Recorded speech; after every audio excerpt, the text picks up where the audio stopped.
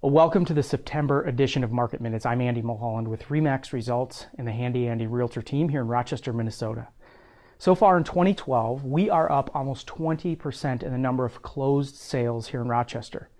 The real estate market nationally is still in the tank, but here in Rochester, we are seeing houses move quickly, and the low rates are allowing buyers to save hundreds of dollars each month when compared to renting. Today, we're going to take a quick look at how our market ended up in September. But first, let's take a closer look at closing costs in a real estate transaction.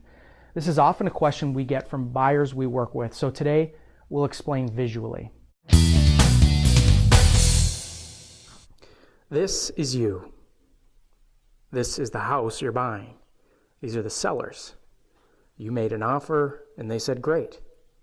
To finish this, your real estate agent will help you through the closing process, and you will pay some closing costs. This video explains this and these. Closing or settlement is about you becoming the legal owner of this.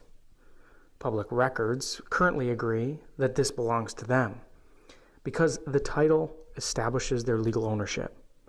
Swapping these requires loan steps, legal steps, and title steps. Loan steps first. These guys loan you the offer money.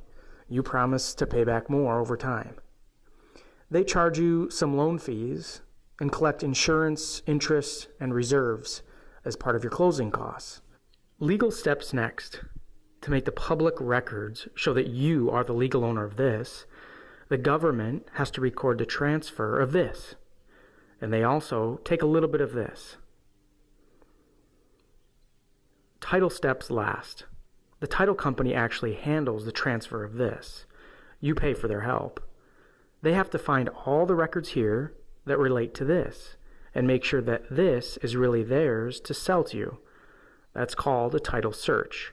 And the sellers might have missing heirs, former spouses, or other claims that show up long after the sale, claiming that this actually belongs to them. To protect this investment, you purchase title insurance. To recap, closing involves loan costs, legal costs, and titling costs.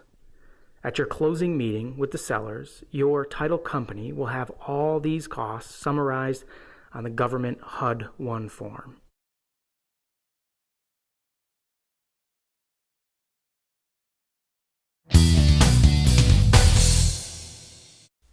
In today's market, with rates as low as they are, we often see buyers ask the sellers to pay for a portion or all of their closing costs as part of the deal.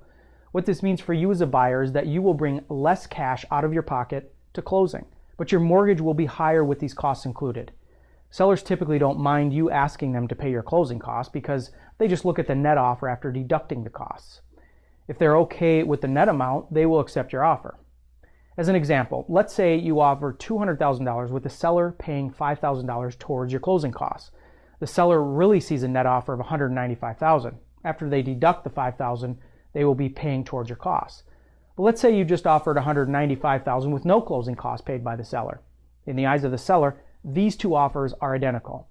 So when you're considering closing costs in your purchase, you are really deciding on whether you want to build them into your loan and have the seller include them into the purchase, resulting in a higher final mortgage amount, or if you want to pay them in cash and have a lower overall mortgage.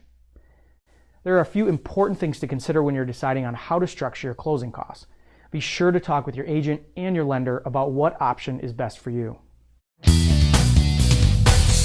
Okay, so let's take a look at what we saw in September in the Rochester real estate market.